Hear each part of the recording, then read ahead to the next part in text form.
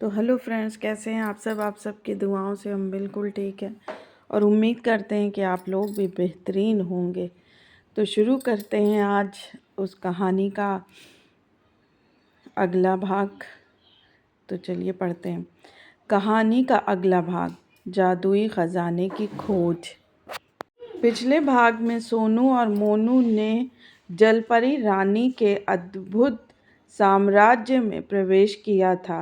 आज जलपरी रानी ने उन्हें एक ख़ास जिम्मेदारी दी, एक रहस्यमयी ख़जाने को ढूंढने की, जो पूरे साम्राज्य की सुरक्षा के लिए ज़रूरी है। शुरुआत। सोनू ने पूछा, रानी जलपरी, ये ख़जाना इतना महत्वपूर्ण क्यों है?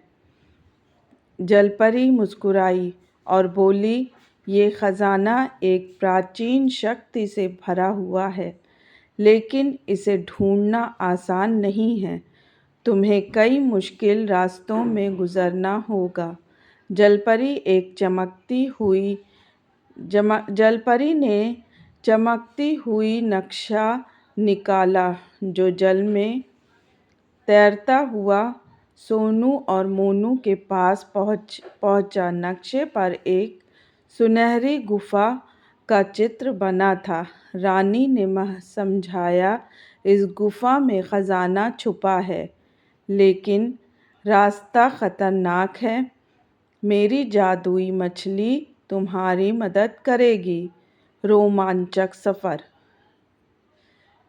सोनू और मोनू ने नक्शा पकड़ा और जलपरी की जादुई मछली के साथ गुफा की ओर बढ़ने लगे। रास्ते में उन्हें चमचमाती मूंगे की दीवारें, अजीब सी बोलने वाली मछलियाँ और अंधेरे समुद्री जीव मिले। एक जगह विशाल कछुए ने रास्ता रोका और कहा, तुम यहाँ से नहीं जा सकते जब तक मेरे सवाल का सही जवाब नहीं दोगे। मोनू ने आत्मविश्वास से कहा, पूछिए, मैं तैयार हूँ। कछुए ने पूछा, ऐसा क्या है जो हमेशा बढ़ता है लेकिन कभी कम नहीं होता? सोनू ने थोड़ा सोचा और बोला, वक्त। कछुए ने हंसते हुए रास्ता खोल दिया। गुफा में प्रवेश। गुफा के पास पहुंचते ही सोनू और मोनू ने देखा कि गुफा के दरवाजे पर 3 चमकते मोती लगे थे।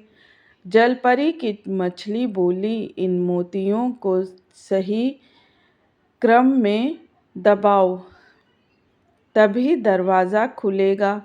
सोनू ने मोतियों को ध्यान से देखा और नक्शे की मदद से सही क्रम में दबा दिया।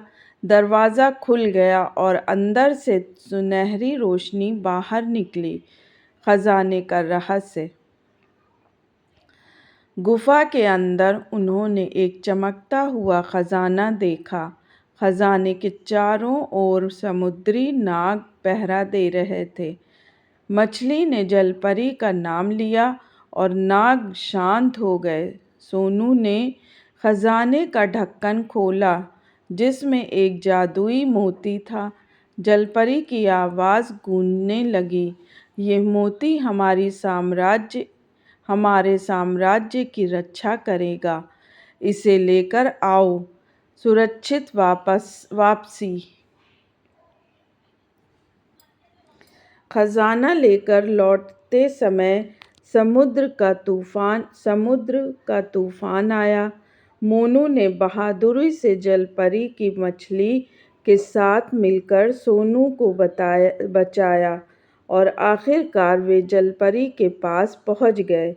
जलपरी रानी ने मोती लेकर धन्यवाद दिया और कहा, तुम दोनों ने मेरी दुनिया को बचाया है। अब मेरी जो जादुई शक्ति तुम्हारे साथ रहेगी। अगले भाग की झलक। अब सोनू और मोनू को जलपरी रानी ने और बड़ा निशान दिया है। उन्हें समुद्र के सबसे गहरे हिस्से में जाना होगा, जहाँ एक गुप्त द्वार है। क्या होगा उनका अगला कदम? ये जानने के लिए इंतज़ार कीजिए कहानी के अगले भाग का। तो हमारी ये छोटी सी कहानी जलपरी और सोनू मोनू की कैसी लगी ज़रूर बताइएगा। लाइक शेयर सब्सक्राइब ज़रूर कीजिएगा। बस हम लोग इसी तरह सच्चाई और ईमानदारी से आगे बढ़ते रहें और कामयाब होते रहें, सोनू मोनू की तरह। जलपरी जैसे लोग हम लोगों की ज़िंदगी को भी कामयाबी दें। अच्छे